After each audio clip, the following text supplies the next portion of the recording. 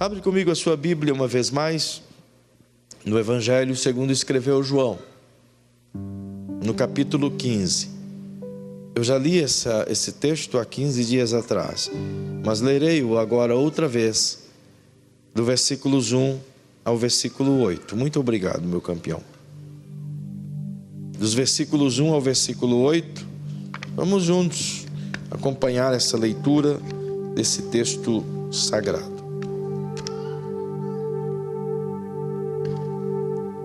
Diz assim: eu sou a videira verdadeira e meu pai é o agricultor. Todo ramo que em mim não dá fruto, ele o corta. E todo ramo que produz fruto, ele o poda, para que produza mais fruto ainda. Vós estáis limpos por causa da palavra que vos tenho falado. Permanecei em mim e eu permanecerei em vós.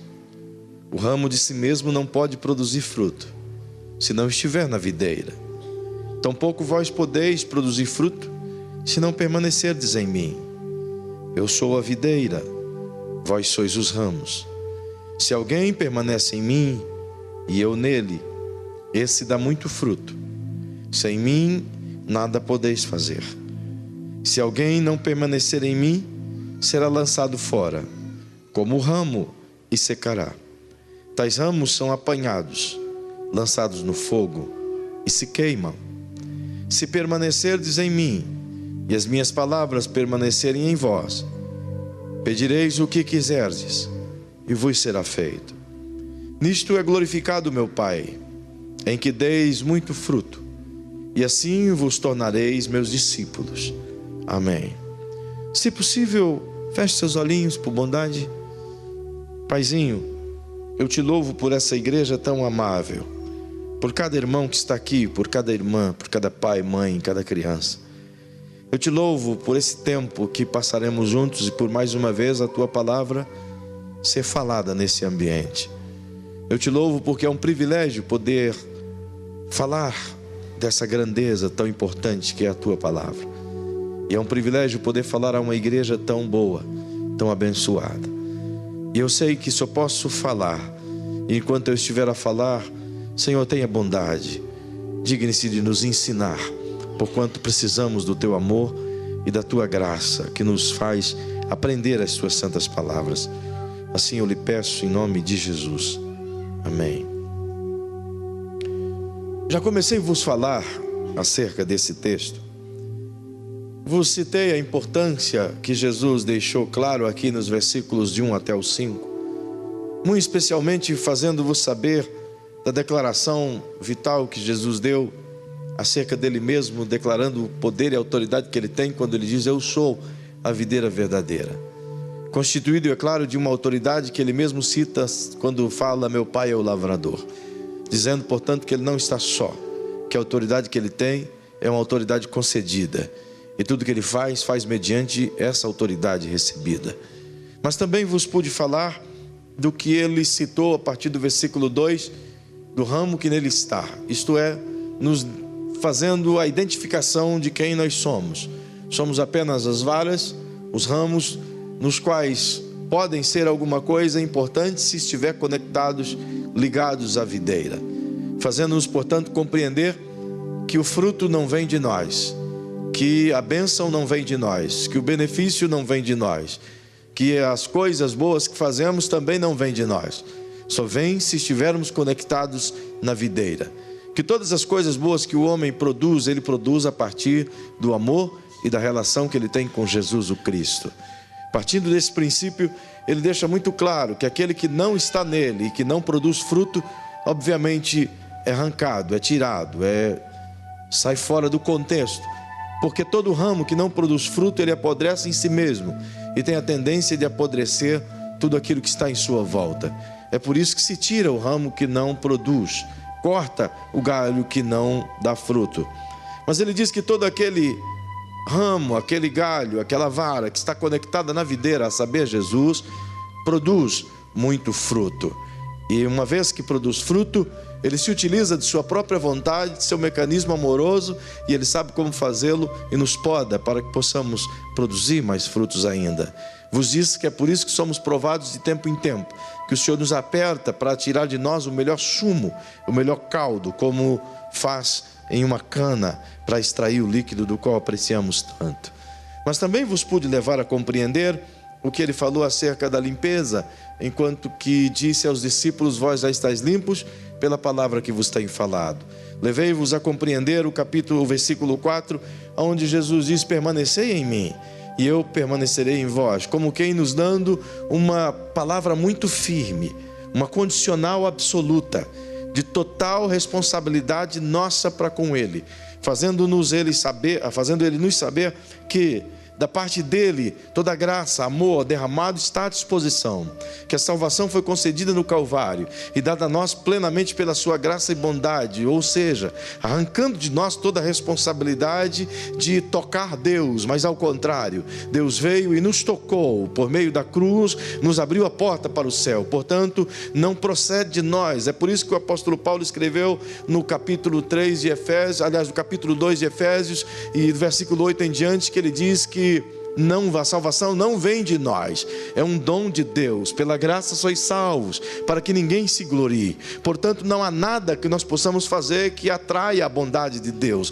Não há nada que nós pudéssemos fazer que merecesse o perdão de Deus. Não há nada que nós pudéssemos construir que fizesse com que Deus olhasse para nós com um olhar de misericórdia, se não fosse pela graça misericordiosa de Jesus, através de sua morte vicária na cruz e a ressurreição após os 3 dias. Perceba, portanto, que tudo vem de Deus. É isso que Jesus diz: da minha parte está feita, e eu ofereço a vocês todo o recurso de salvação e céu. Mas se vocês permanecerem em mim, isso vai acontecer. Se vocês não permanecerem em mim, eu não posso segurar vocês em mim. Até porque ele diz que aquele que permanece nele produz fruto, mas que aquele que não permanece nele é arrancado, cortado, lançado no fogo e se queima por completo. É uma condicional que Jesus impõe a toda e qualquer pessoa que se pretende chamar de cristão.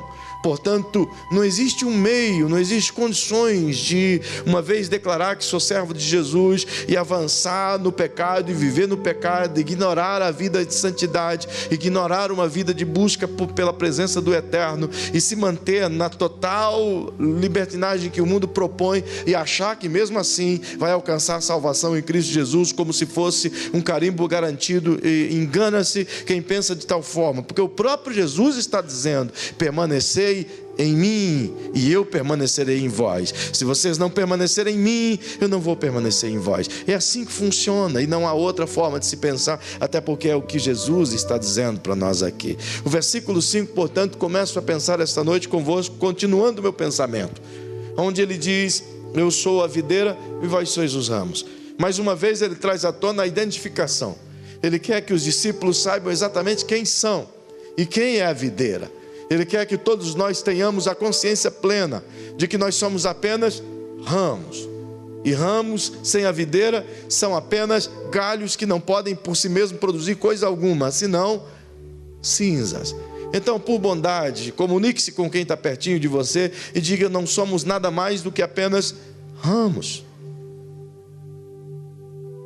Isso é muito importante saber, porque a partir disso aqui Jesus começa a dar a nós, e como eu já vos disse, para mim é uma das coisas mais importantes do cristianismo, porque a partir dessa fala de Jesus, do versículo 5, se desdobra uma série de entendimentos e de lições que não é possível citar a vocês em um só culto, mas com certeza vários outros serão necessários para entender, porque o que começamos na lição anterior, falando da igreja como um mecanismo de Deus nessa terra, um instrumento dele para a salvação das pessoas, mas que essa igreja possui o que ele chamou de koinonia, de comunhão, é o caminho para chegar nesse ponto aqui. Essas fases, portanto, estão totalmente ligadas: igreja, comunhão, permanecer em Cristo e fé, é onde eu quero chegar. A palavra que está aqui embutida vai nos levar a isso, a compreender a dimensão da fé. É por isso que quando comecei a falar essa lição, eu vos disse que entenderíamos o porquê oramos muitas vezes e não somos respondidos, o porquê pedimos tantas coisas a Deus e essas coisas não vêm. O porquê às vezes oramos tanto e até mesmo em concordância com algumas pessoas, obedecendo a fala que Jesus disse, que se concordarmos acerca de qualquer coisa, estando nós em 1 ou 2 pessoas acerca disso, se concordarmos, é concordado no céu. Essa foi uma fala de Jesus, mas mesmo fazendo isso, nem sempre é respondida a nossas súplicas.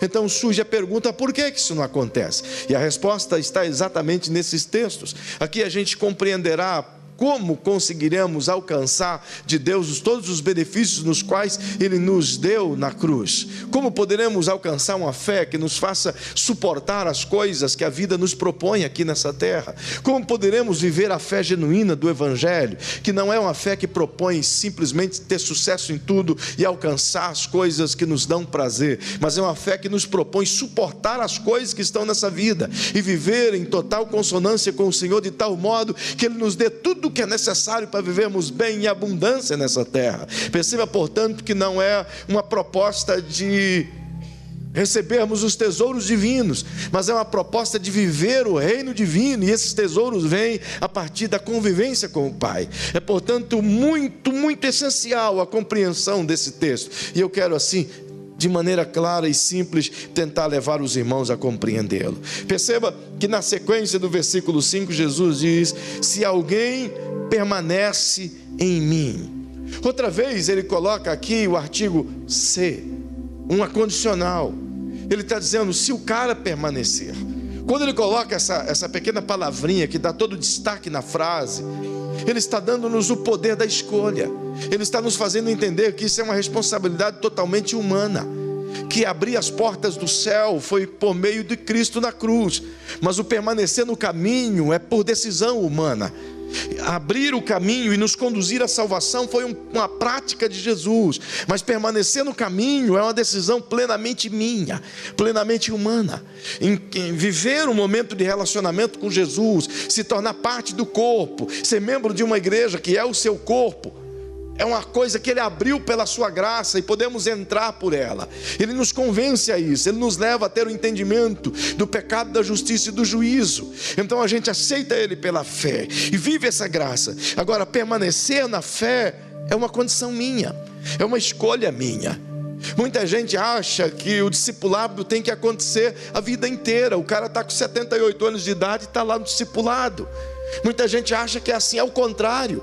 É por isso que você encontra o apóstolo Paulo falando à igreja aos Coríntios, que muitos irmãos já deveriam ser mestres na fé, mas ainda estavam bebendo leitinho espiritual.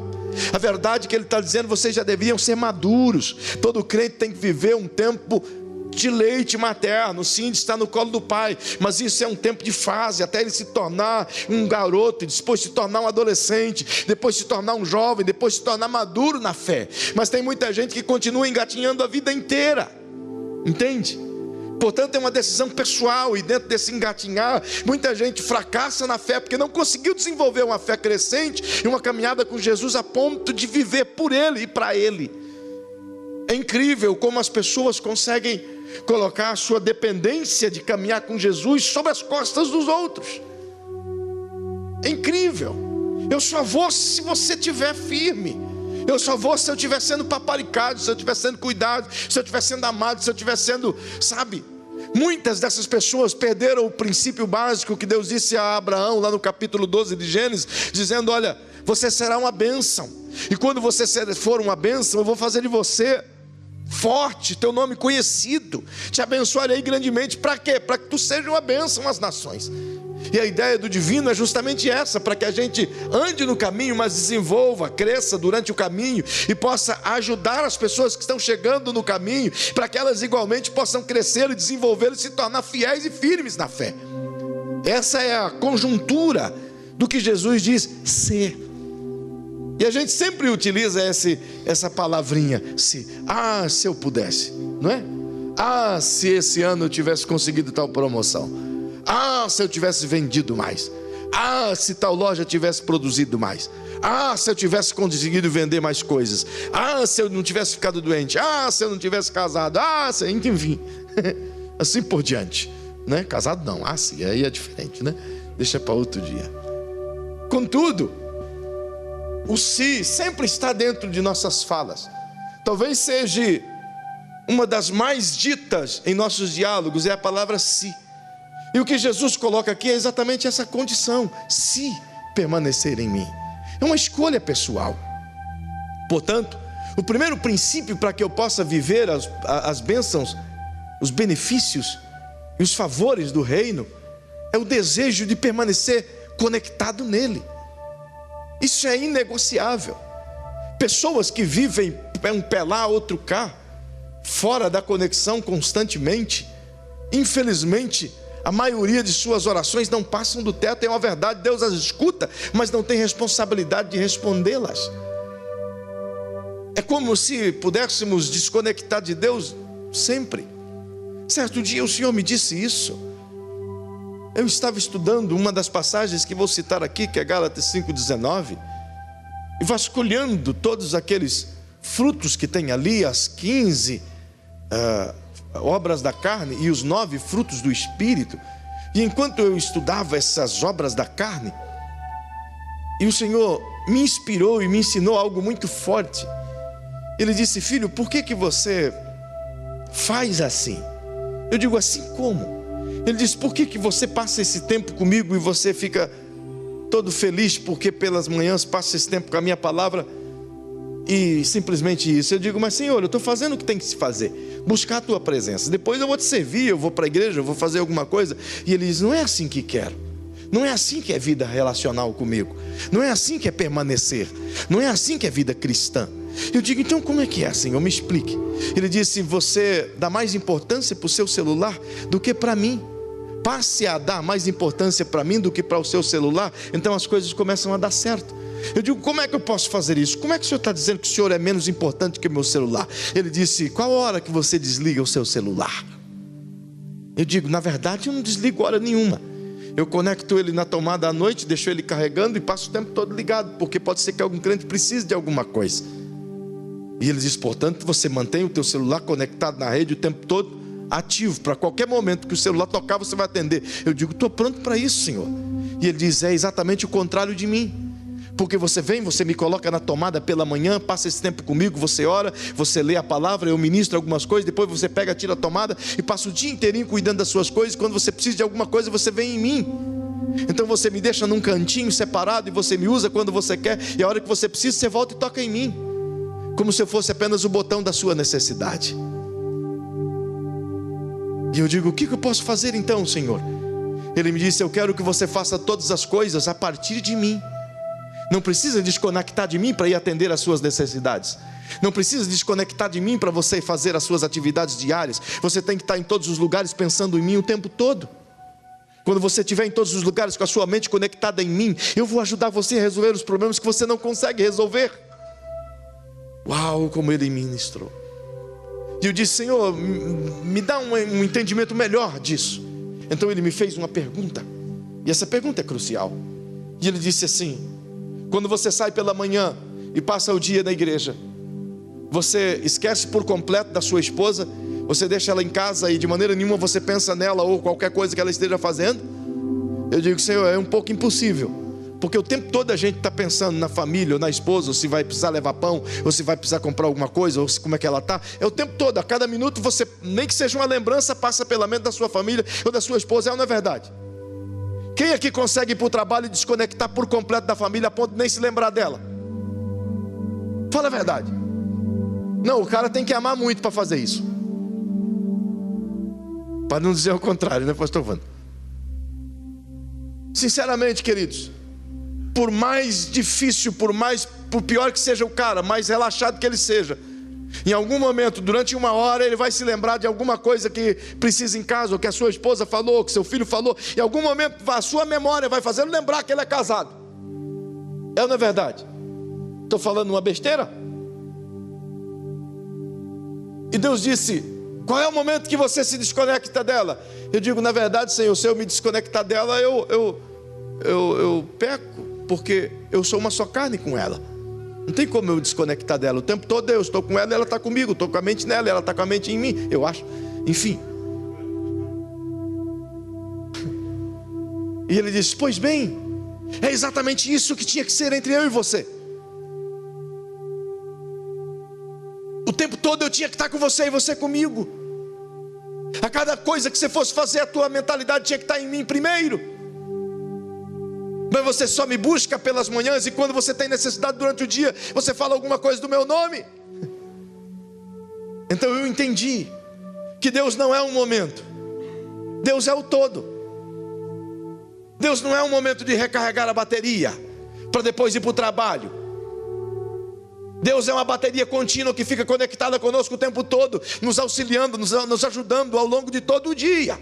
Essa é a ideia do divino. Se a gente conseguisse fazer isso, nós venderíamos mais, compraríamos melhor, atenderíamos melhor, cuidaríamos de nossas coisas melhor, cozinharíamos de maneira melhor. Porque se tem uma coisa que Deus sabe fazer, é tudo melhor do que nós. Tudo Ele sabe fazer melhor do que nós. Ele é capaz de nos ensinar e nos orientar coisas melhores do que nós. Os detalhes mais pequenos da sua vida, Ele quer compartilhar. Ele quer te avisar quando o leite está subindo na leiteira para derramar. Ele quer te avisar quando a panela de pressão acabou a água e está soprando. Ele quer te avisar isso. Ele quer te avisar quando o fogão ficou ligado. Ele quer te avisar quando o teu carro está acabando a gasolina. Ele não quer ser apenas o Deus para as suas necessidades. Ele quer ser o teu amigo para todo tempo e toda hora. Essa é a ideia de Deus. É isso que Ele está dizendo: se permanecer em mim, se ficar conectado em mim, você vai saber a minha vontade, você vai orar de acordo com a minha vontade, meu Espírito vai ministrar a você a minha vontade. E Ele diz: se permanecerdes em mim.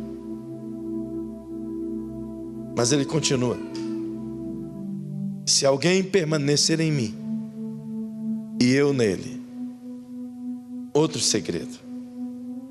Não é um mistério apenas de eu dizer: eu estou com Deus, estou andando com Deus, estou assim com o papai, ó, lado a lado. É o fato de Deus dizer isso de mim. Como é que eu consigo saber que Jesus permanece em mim? Pergunte para quem está pertinho de você. Diga: como é que eu consigo saber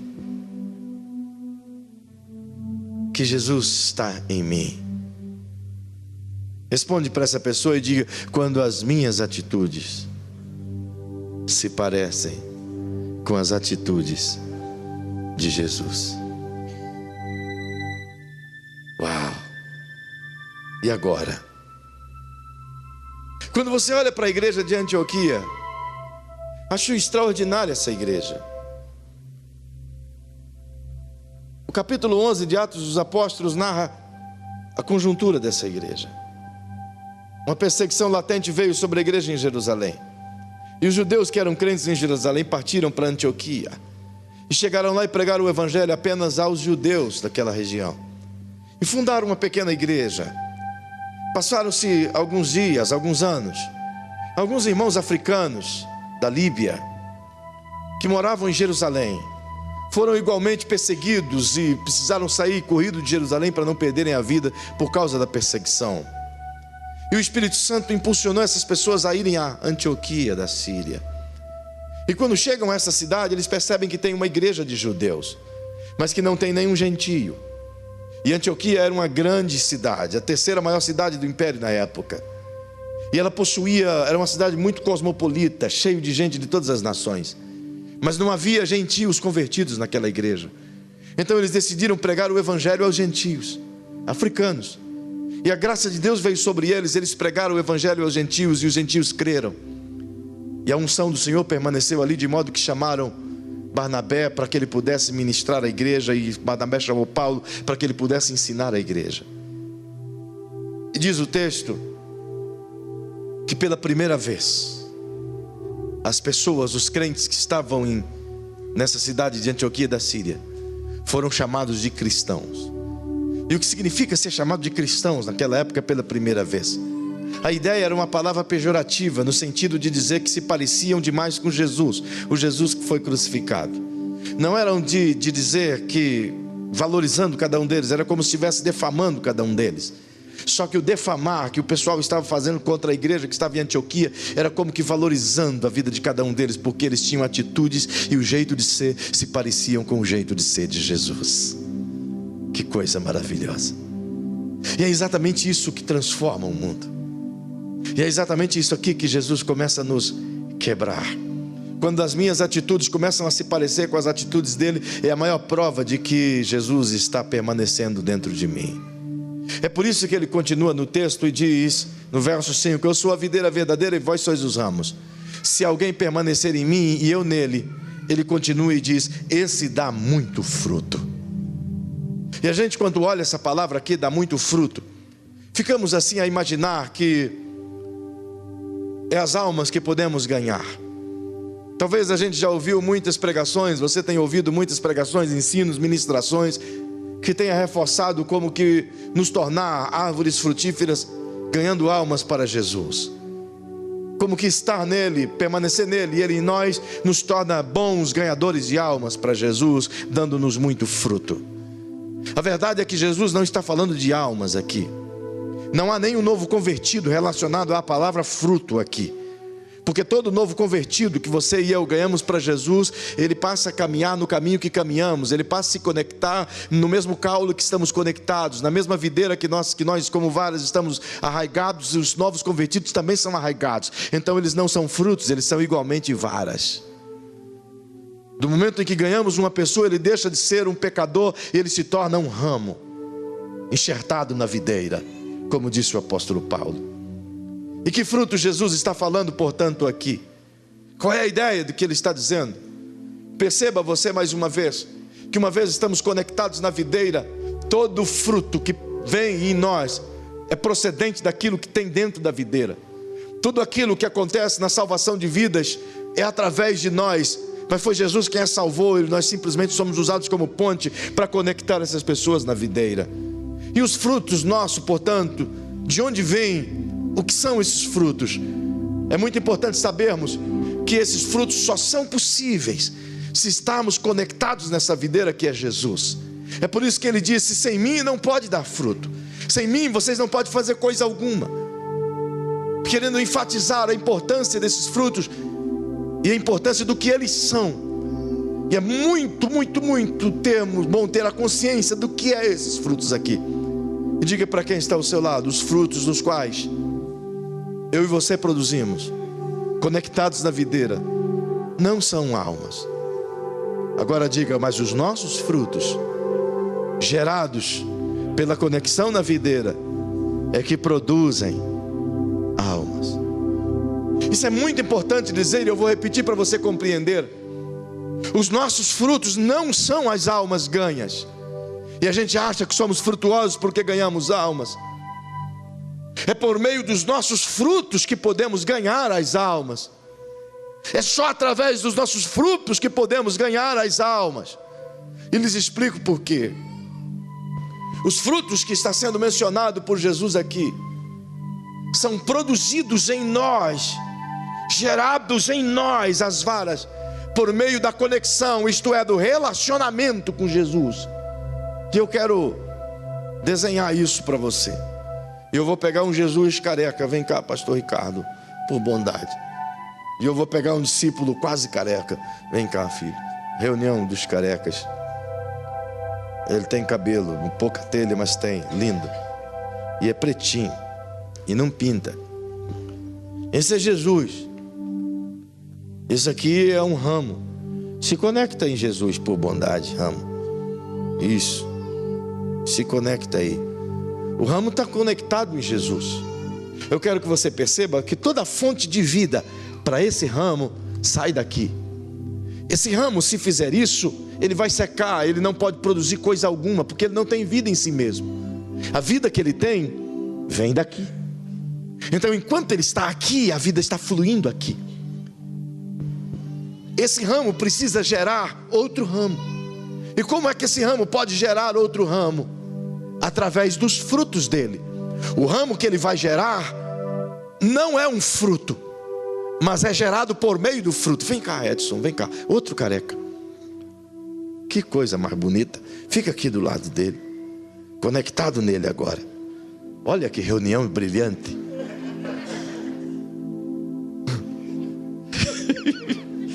Iluminou tudo aqui em cima, reflexo.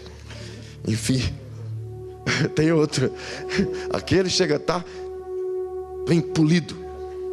Enfim, esse fruto que está aqui não é fruto dele. O fruto dele gerou esse ramo aqui. Jesus, ramo. E quais são os frutos que esse ramo produz estando conectado com a videira? E quais são os frutos que esse outro ramo produz que está conectado a esse ramo que está ligado à videira? O fruto é produzido por meio dessa conexão aqui, relacionamento.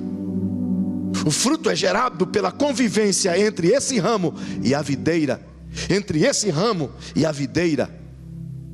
Porque todas as vezes que esse ramo tiver bons frutos, vai inspirar esse outro ramo aqui, que vai vir para cá e vai se conectar direto à videira.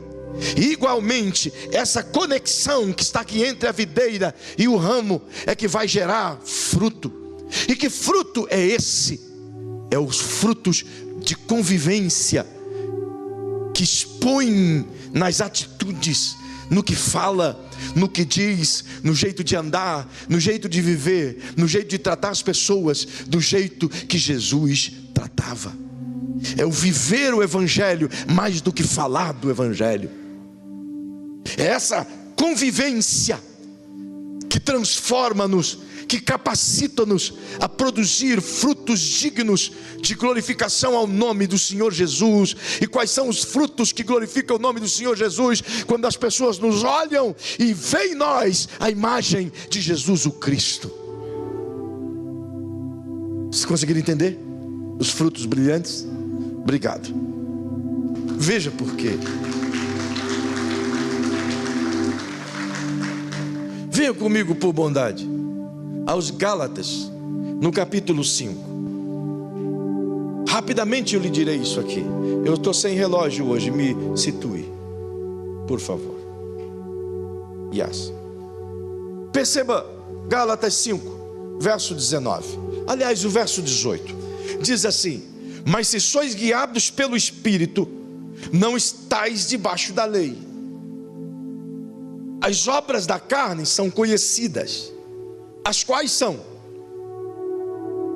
prostituição, impureza, lascívia, verso 20, rapidamente, a idolatria, a feitiçaria, as inimizades, as contendas, os ciúmes, as iras, as facções, as dissensões, os partidos, as invejas, as bebedices, as orgias, as coisas semelhantes a estas, contra as quais vos previno, como já antes vos preveni, que os que tais coisas praticam não herdarão o reino de Deus.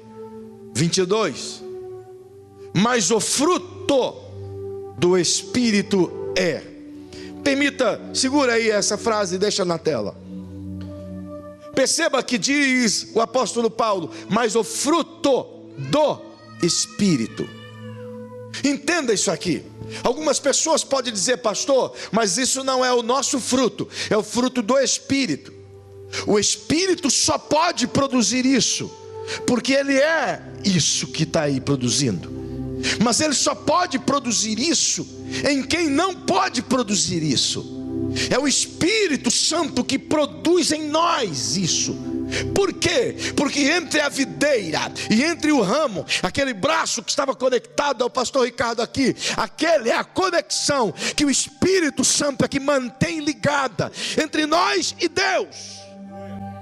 Então quem promove essa mudança, essa vida em nós, é o Espírito. Por quê? Porque Jesus disse: vocês sem mim nada podeis fazer.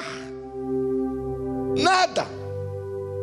Nenhum de nós pode produzir amor sem Deus. Nenhum de nós pode produzir gozo, alegria sem Deus. Paz sem Deus.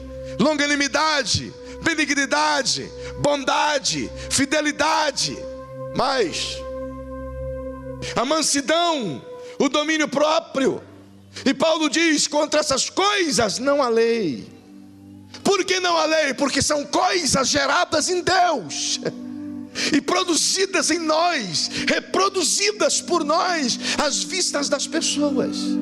Volte, por favor, no verso 22. O que o apóstolo Paulo está dizendo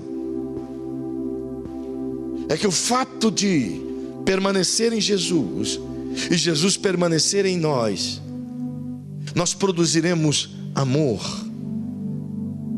Quanto mais estivermos em Deus, mais amáveis nos tornaremos. Você compreendeu que todas as vezes que você jejua, que você está orando, que você se aproxima de Deus, você fica mais molengo, você fica mais amoroso, você fica mais sensível? Quem notou isso? Porque quando nos aproximamos do Pai, nós adquirimos a natureza do Pai, e a natureza dele passa a reinar em nós, mortificando a nossa velha natureza pecaminosa e reinando a natureza de Cristo. É por isso que o apóstolo Paulo chegou nesse nível e ele disse: já não vivo mais eu, mas agora o Cristo vive em mim. Esse é o nosso alvo, não viver mais, mas Jesus viver em nós, a ponto de nosso fruto ser o fruto que Jesus produzia. Alguém aqui via ódio em Jesus? Não. Alegria, paz, independente do mundo estar caindo e fora, o barco em tempestade, Jesus está dormindo, sossegado. O Lázaro está podre há 4 dias e Jesus está calmo e sereno. 20.000 pessoas estão com fome e os discípulos preocupados, e Jesus está tranquilo, sossegado. É esse tipo de paz que Ele quer nos produzir. É esse tipo de paz que o Espírito Santo quer nos dar. Longanimidade, paciência. Dá uma olhadinha para quem está ao seu lado e diga: qual o nível da tua paciência? Se fôssemos estabelecer em quilômetros, até quantos quilômetros de paciência você está disposto a correr com alguém? Alguém xarope, porque alguém legal a gente corre bastante. Alguém xaropão, né? Geralmente legal não quer correr com a gente, só xaropão. Então, quantos quilômetros você está disposto a correr? Até que ponto você está disposto a suportar? Até que distância você está disposto a aguentar? Jesus disse: se alguém te obrigar a caminhar 1 milha, caminha 2. Se alguém te obrigar e pedir-lhe o vestido, dele também a capa. Uau! Longanimidade, amor, paciência, bondade, exalar a bondade. Agora, a bondade não é exercida sobre quem é bom. A bondade é exercida sobre quem te faz mal. Porque disse Jesus: amar os que te amam, de maneira nenhuma alcança galardão. Não há justiça nisso. É preciso amar os que te odeiam. Então nisso há justiça. Nisso excede a justiça dos escribas e fariseus. Então a bondade é ser bom para quem nos é mal. E para nós a ideia é olho no olho, dente por dente. De graça recebestes, de graça devolvas. Na verdade, o que Jesus ensina é o contrário. Ele continua: fidelidade. As pessoas erram. Eu vou chegar nisso em brevemente. Mas as pessoas acham. Há poucos dias eu estava orando ao Senhor sobre os irmãos dizimistas, que são dizimistas e sofrem, e perguntando a Ele por que isso acontece. E o Senhor me deu uma resposta com 3 coisas. Ele disse: filho, a primeira é que muitos dizimistas são, na verdade, dizimistas e ofertantes. São até fiéis. São fiéis comigo, mas não são fiéis consigo mesmos. E não são fiéis consigo mesmos, também não são fiéis com seus próximos. Então ele dá o dízimo para mim, na perspectiva de que eu vou abençoá-lo, mas ele nega de pagar o irmão dele, de cumprir os horários com o irmão dele, de ser um bom caráter com o irmão dele. Então ele é infiel para consigo mesmo, infiel para com o próximo. Como pode, pois, a bênção vir sobre alguém que é infiel pela metade? A fidelidade vem sobre um todo. A segunda razão, ele disse, é que existem pessoas que são dizimistas fiéis, mas de alguma forma gastam mais do que ganham. É dizimista fiel, mas ele não controla os seus gastos. Ele não é capaz de administrar o pouco que ganha. Então ele espera que Deus o abençoe, mas a Riachuelo não vai abençoá-lo. As Casas Bahia vai ligar para ele, e não adianta ligar para Deus, porque não vai ter condições. Então é necessário ter o equilíbrio das duas coisas. Ser fiel consigo mesmo é saber até onde pode ir. E a terceira razão é que existem pessoas que são dizimistas fiéis e sofrem porque estão ligados ao corpo, estão conectados ao corpo, que é a igreja. E dentro da igreja existem os infiéis, e por conta dos infiéis o corpo sofre. E eu disse, então o que fazer, Senhor? E ele diz, duas coisas pode fazer: ensine até que eles aprendam, ou exclua-os. Como excluí-los a gente não pode, não há como fazê-lo. Então vou tentar ensinar até que aprenda, e do contrário a gente vai ter que sofrer, porque amamos esses caras que nos machucam. Isso é a bondade. Os caras estão nos ferroando, estão causando males para nós, mas nós vamos amá-los mesmo assim, porque são parte do corpo. Tem muita gente aqui que tem parte do seu corpo que ele não gosta.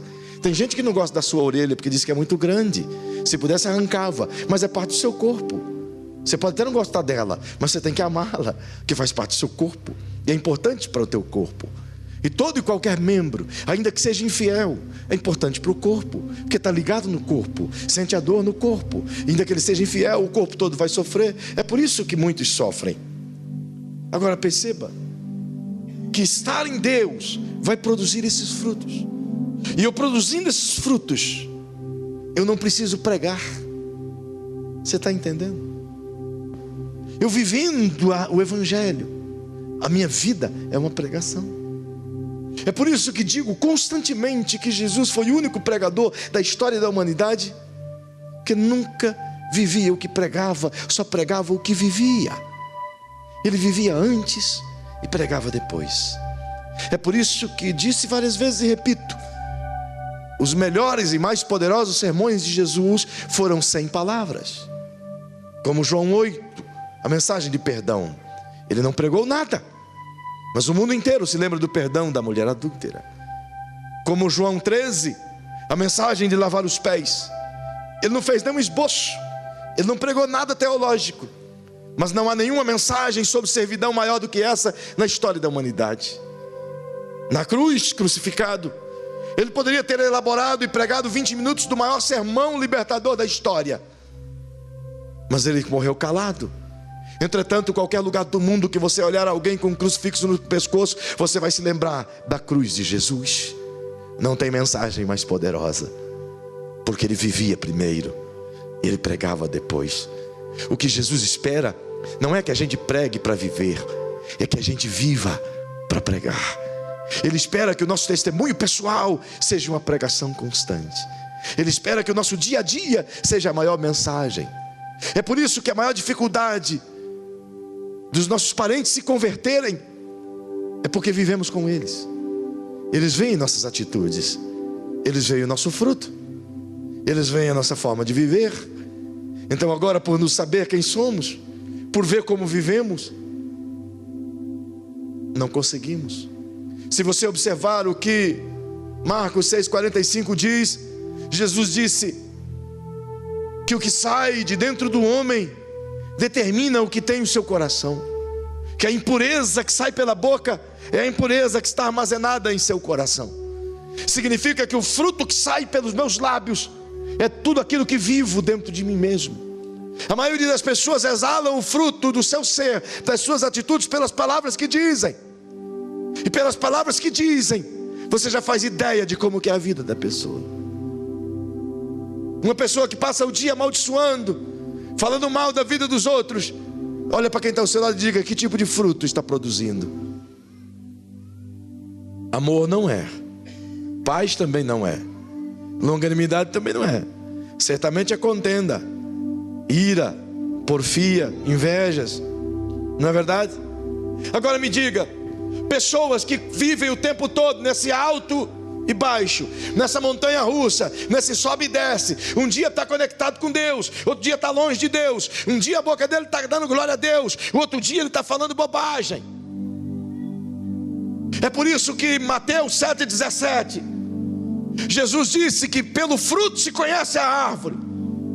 Não é pela árvore que se conhece o fruto, não é pela máscara, não é pela capa, não é pela roupa, não é pelo jeito da pessoa se vestir. Isso é só a embalagem, isso é só a capa, isso é só o invólucro da árvore. Mas é o fruto que ela produz que a identifica. E os frutos são nossas atitudes, nossas falas. Como que essa pessoa que vive em uma gangorra espiritual enorme conseguirá obter isso que Jesus disse: pedireis tudo o que quiserdes? Você acha que o Senhor vai conceder o tudo para alguém que vive na inconstância? É por isso que a maioria de nós não consegue obter de Deus as coisas, porque em primeiro passo não conseguimos permanecer nele. Você está entendendo, irmão? Por bondade, eu sei que essa mensagem não é para você dar pulo de glória a Deus, mas é para a gente refletir e tentar construir em nós uma ponte de fé. Precisamos labutar para permanecer nele. E eu preciso, as horas estão acabando, tem 10 minutos, mas eu vou simplesmente tentar te levar a compreender como permanecer nele. Porque na próxima semana eu quero entrar em uma esfera celestial com você. João, no capítulo onde estamos vendo, capítulo 15, no versículo 6 em diante, Jesus continua a sua tese e diz: se alguém não permanecer em mim, será lançado fora. Aqui ele está dando simplesmente as consequências da minha escolha. Portanto, eu queria que você frisasse para quem está ao seu lado. Diga para quem está ao seu lado: tudo depende da minha decisão de relacionamento com Deus. É por isso, queridos, que eu venho há 5 anos nessa igreja, dizendo a vocês que vida cristã não é ritualismo, é relacionamento. Dizendo a vocês que a Bíblia inteira é um livro de relacionamento. Dizendo a vocês que o reino de Deus é relacionamento. Tentando te mostrar que de Gênesis a Apocalipse a proposta de Deus é relacionamento, não é ritualismo, não é prática de culto, não é denominacional, não é templo, não é sacrifícios humanos, é relacionamento. Quando entendemos isso, sabemos que em qualquer lugar que estivermos, estaremos nos relacionando com Deus. Seremos igreja em qualquer lugar. As pessoas postam diariamente palavras de queixas contra a igreja. Acho incrível. Você está cansado de ver isso nas redes sociais. A minha igreja é assim, tal, fala mal dos irmãos. Quem já viu isso acontecer? Fala mal da igreja, se esquece que a igreja é ele mesmo. Se esquece que a igreja não é essa instituição. A igreja somos nós. Se sairmos dessa instituição, é só uma instituição. A igreja está lá fora, somos nós. As pessoas se esquecem disso. E quando entendemos a vida relacional, tudo passa a ser diferente. Você imagina comigo, queridos, em um breve comentário sobre isso. Pensa comigo lá no Vietnã, por exemplo, na terra proibida para o Evangelho. Imagina a igreja entender que ela não precisa de templo, que ela não precisa de ritualismo, que ela precisa simplesmente conhecer o entendimento do relacionamento com o divino. Então ela vai cultuar em qualquer lugar, mesmo que seja debaixo de uma árvore, num buraco, como eu vi. E para eles será um culto glorioso do mesmo jeito, com templo ou sem templo. As pessoas dizem que estão destruindo a igreja no Japão, aliás, na China. Não, a igreja não é destruída. Estão destruindo apenas templos. Porque a igreja continua vibrante, agarrada em Jesus, conectada nele. Quando você se reúne na sua casa, para uma célula, para um connect, é a igreja que está lá. Quando você está no ponto de ônibus, conversando de Jesus com alguém, é a igreja que está lá, irmão. Entende isso? Quando você está lá na tua empresa, lá no teu quiosque, é a igreja que está lá. Você entra lá no shopping, a Boas Novas está lá, logo na entrada, no quiosque da Areta Nardelli, representada. Você vai aqui no restaurante da Koinonia, a igreja está lá.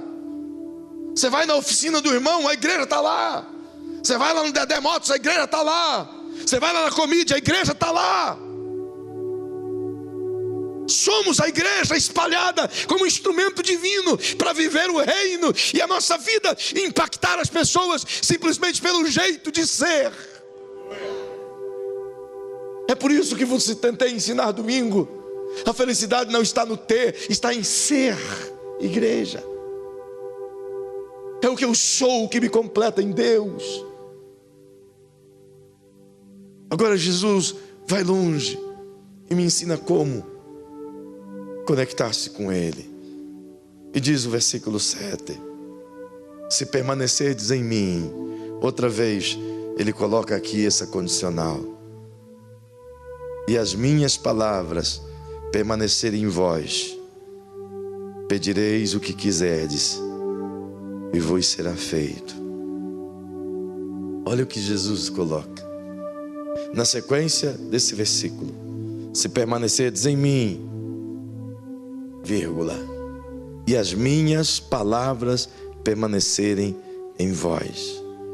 Diga para quem está pertinho de você: o jeito de entendermos e alimentarmos a comunhão que nos faz permanecer em Cristo é a palavra de Deus. É o que Ele disse, é o que Ele viveu. Está relacionado dois pilares enormes aqui, gigantescos aqui.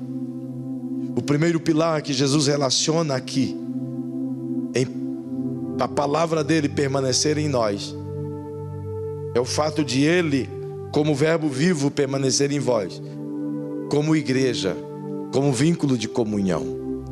O que Ele está dizendo, o primeiro pilar, é que é impossível, queridos, impossível permanecer em Jesus, em comunhão com Jesus, sem estar em comunhão com a igreja. Impossível. Talvez você já notou pessoas dizendo: eu não preciso da igreja para poder ter Deus. Já notaram? Já ouviram alguém dizer isso? Quem é que precisa de igreja para ter Deus? Então vai discutir com Jesus. Porque Jesus disse em Mateus 16:19: o que a igreja ligar na terra é ligado no céu. O que a igreja desligar na terra é desligado no céu. Vai lá em Efésios capítulo 2 e vai ver o apóstolo Paulo dizendo que a igreja é o corpo de Cristo e Cristo é o cabeça da igreja. Vai lá em 1 Coríntios 12 e você vai ver o apóstolo Paulo explicando a questão da nossa membresia. E ele vai te mostrar o que significa ser membro de uma igreja, membros de um só corpo. Perceba que não há possibilidade de eu estar em Deus e não ter comunhão com a igreja. Para mim permanecer em Jesus, eu preciso permanecer em plena comunhão com a igreja. E eu trabalhei comunhão com os irmãos aqui, dizendo que comunhão não é apenas o copinho de Santa Ceia que eu tomo aqui uma vez por mês. A palavra comunhão é partilhar do mesmo pão, é viver as mesmas dores, é ter os mesmos sentimentos, é não ter discordância um do outro, é não ter inveja um do outro.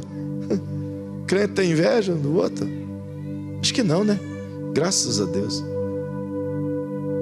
É viver de forma em que sintamos amor um pelo outro, a ponto de o reino ser manifesto por aquilo que as pessoas veem em nós. É exatamente essa diferença. Isso é comunhão. Quem dera a gente pudesse voltar e tratar de novo sobre comunhão. Mas o segundo pilar, diga para quem está ao seu lado, o segundo pilar que nos ensina e nos dá o privilégio de permanecer em Cristo é o desfrutar da bênção diária, a palavra de Deus. Isso aqui, queridos, isso aqui é o segredo. Esse é o segredo para a vida com Deus. Como eu posso conhecer a Deus? A palavra de Deus. Como eu posso saber a vontade de Deus? A palavra de Deus. Como eu posso conhecer o caminho de Deus? A palavra de Deus. Como eu posso saber o meio para não pecar? A palavra mesmo responde: escondi a tua palavra no meu coração para não pecar contra ti, ó Deus. Salmo 119, 9. Outra vez o salmista diz no verso 105: lâmpada para os meus pés é a tua palavra e luz para o meu caminho. Essa palavra contém a vida, contém a eternidade. Ela contém tudo o que você precisa para permanecer conectado com Jesus. Eu ficaria aqui pelo menos uns 15 dias te falando os adjetivos dessa palavra. Eu te mostraria de Gênesis a Apocalipse a importância dessa palavra. Com toda certeza teria prazer em fazer isso para você. Mas quando eu te der o material escrito, você vai poder ver isso. Perceba que essa palavra, ela tem tanto poder armazenado dentro dela, e a gente não tem sequer 1% desse poder manifesto em nossas vidas. Agora chacoalhe o ombro de quem está ao seu lado e diga: por que a gente não tem? Porque a gente não conhece. Desconhecemos isso aqui. Desconhecemos. Você sabia que a Bíblia é o livro mais impresso na história da humanidade? Sabia? E você sabia que a Bíblia é o livro menos lido na história da humanidade por ser o mais impresso? Sabia? Por incrível que pareça, a maioria dos crentes na sua vida inteira nunca leram a Bíblia por completo. Pesquisas revelam que 89% dos cristãos nunca leram nem o Novo Testamento por completo. E eu não vou fazer essa enquete aqui para a gente não passar vergonha. Mas você quer saber? Muitos pastores nunca sequer leram a Bíblia por completo. Que dirá os crentes? Grande parte dos pastores nunca leram-a por completo. Aqui tem tudo que um cristão precisa. E como eu faço para alimentar-me disso e me manter conectado diariamente? Há um salmo que nos dá toda a receita para isso, que é o Salmo 1. O salmista não só canta, mas ele nos dá, e eu vou encerrar com esse salmo, eu preciso que você só preste atenção nisso. Esse salmo é o norte para tudo que a gente precisa na palavra de Deus. É o norte para aquilo que eu vou te revelar nos próximos dias. Ele diz de forma tão profética. Primeiro, uma advertência no versículo 1. Bem-aventurado o varão, ele está dizendo que feliz é o homem, feliz é a mulher que não anda segundo o conselho dos ímpios, não se detém nos caminhos dos pecadores, nem se assenta na roda dos escarnecedores. Está na tela. Mas ele, ao invés de fazer isso, de se perder com os pecadores e escarnecedores, o seu prazer está na lei do Senhor. E o que ele diz é mais do que importante. Ele diz que, além do seu prazer estar na lei do Senhor, ele medita nela dia e noite. Diga comigo, por favor. Põe o verso 2, por favor, filho. Acompanhe-me por bondade. Verso 2, ele diz: antes, diga comigo, antes, tem o seu prazer na lei do Senhor, e na sua lei medita de dia e de noite. Sabe como o Senhor me ensinou a não desligar ele da tomada? Eu pego um texto pela manhã, um só, e eu passo o dia inteiro, até o outro dia pela manhã, ruminando esse texto, o mesmo texto. Às vezes eu estou no banco, então eu fecho os meus olhos e eu pego, por exemplo, Salmo 63. Como terra seca, a minha alma suspira por ti, ó Deus, diz Davi. Então eu pego esse salmo, por exemplo, eu fecho os meus olhos e eu fico imaginando um deserto. Eu começo a andar pela areia do deserto, terra seca, e eu começo a pensar nas gotas de água caindo naquela terra seca.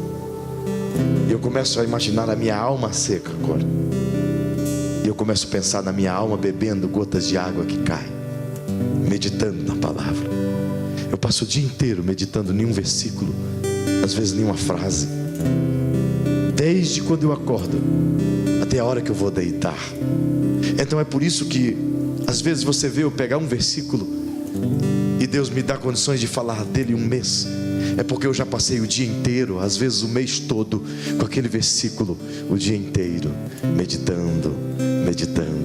Enquanto eu estou meditando, a palavra está remoendo, ela está trabalhando, ela está arrancando o que não presta, ela está me confrontando, ela está me edificando, ela está dizendo o que eu não posso fazer, ela está dizendo o que eu posso fazer. Enquanto eu estou meditando, eu estou me colocando aos pés de Jesus. Certo dia eu vos disse que o que Jesus mais ama é ser chamado de mestre, porque todas as vezes que você chama ele de mestre, ele para te ensinar. Porque se tem uma coisa que um mestre gosta, é de alguém que quer aprender. Então você diz: meu mestre, esse texto eu quero aprender.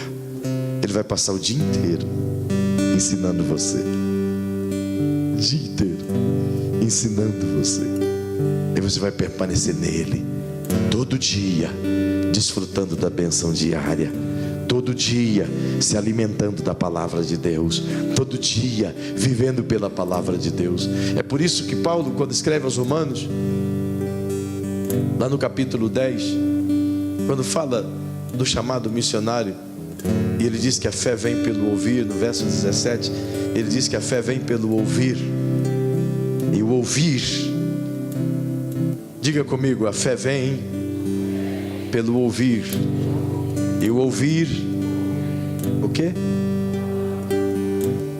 Paulo não disse isso. Paulo disse: a fé vem pelo ouvir, e o ouvir pela palavra. Não é ouvir a palavra, é pela palavra.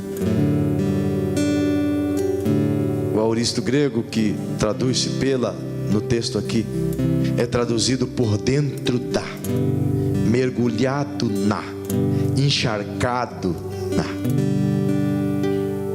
É quando essa palavra te encharca, é quando essa palavra te molha, é quando essa palavra te convence, é quando essa palavra te anima, te levanta, te torna desejoso por ler mais, por querer mais, por saber mais.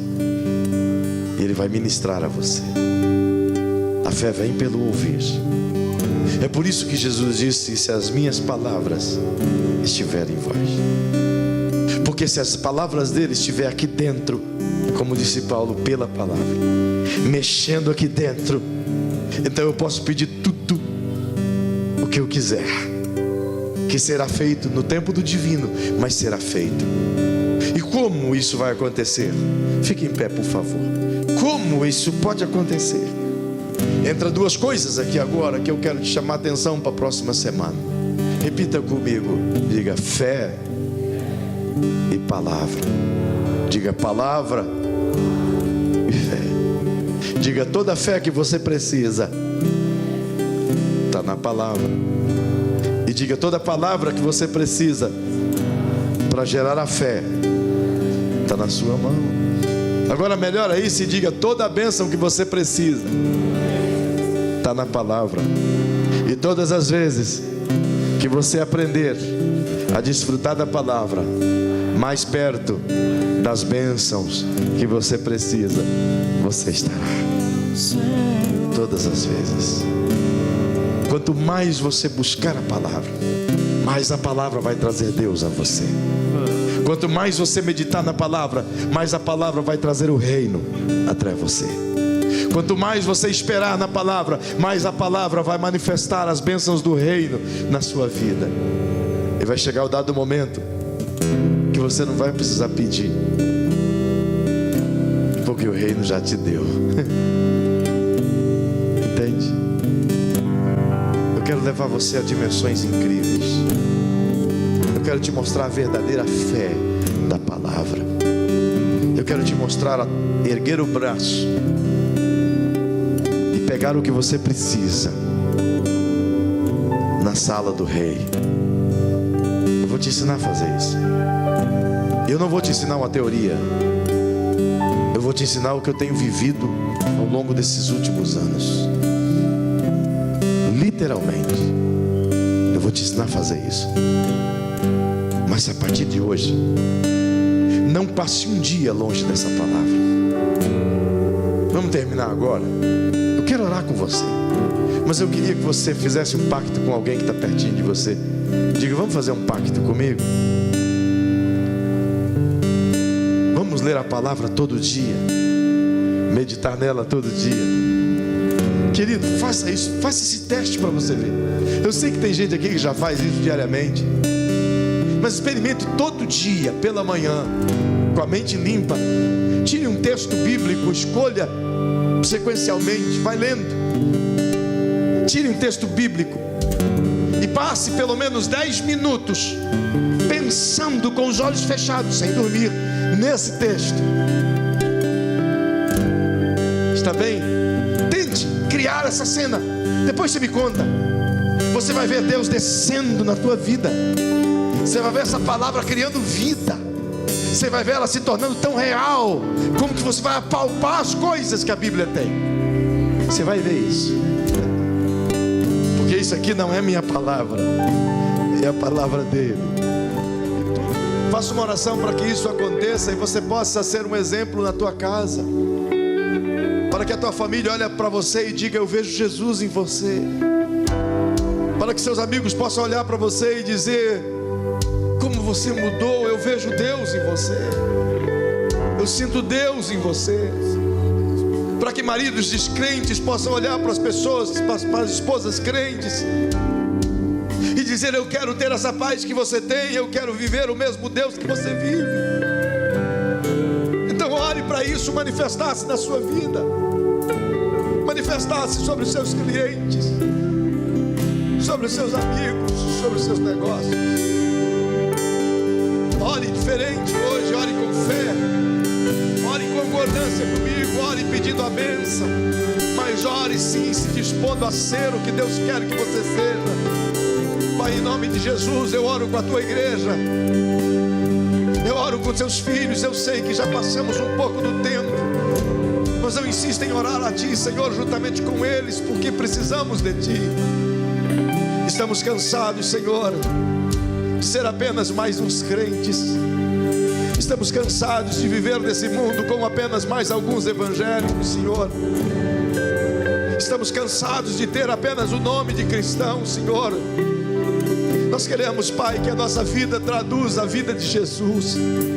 Nós queremos que as nossas pegadas, Senhor, sejam iguais às pegadas de Jesus. Nós queremos, Senhor, que o nosso jeito de falar confunda-se com o jeito de Jesus falar. Nós queremos que as pessoas vejam o brilho de Jesus em nossa face, Senhor. Nos ensina a permanecer nele. Espírito Santo, nos ensina a permanecer em Jesus. Sem ti não conseguiremos fazer nada. Então nos ensina, Senhor, pela tua palavra. Tu és o nosso mestre, tu és o nosso professor, Espírito Santo. A cada irmão que esta noite decide mudar de atitude e utilizar esse manual, a tua palavra, como uma fonte de riqueza para transformar a vida de dentro para fora, Senhor, eu te peço que a cada versículo lido, que a cada minuto de meditação, Sejam derramada a tua revelação sobre a mente dessas pessoas, Senhor. Torna eles apaixonados pela tua palavra. Torna eles movidos pela tua palavra, para que a fé manifesta pela palavra possa trazer o reino de Deus até a terra, Senhor. Os benefícios do teu reino sobre nós e por nós. Eu imploro a ti agora, Senhor, orando pela igreja que me deste a pastorear, porque espero que ela cresça, Senhor, e ela se torne um instrumento que o Senhor sonhou que ela seja. Peço a tua bênção sobre cada pessoa que está aqui esta noite. Que faça, Senhor, a tua palavra diferença na vida deles. E que a partir de hoje as coisas comecem a mudar. Mudar para melhor, para a glória do teu nome. Que o teu reino venha sobre o irmão. Que o teu reino venha sobre a irmã. Que o teu reino venha sobre essas famílias. Que o teu reino venha sobre a igreja Boas Novas. Que o teu reino venha sobre Dourados, Senhor. Assim eu oro em nome do Senhor Jesus, o Cristo, que por nós reina e conosco está. Oh, aleluia. Quem crer pode aplaudir a Jesus.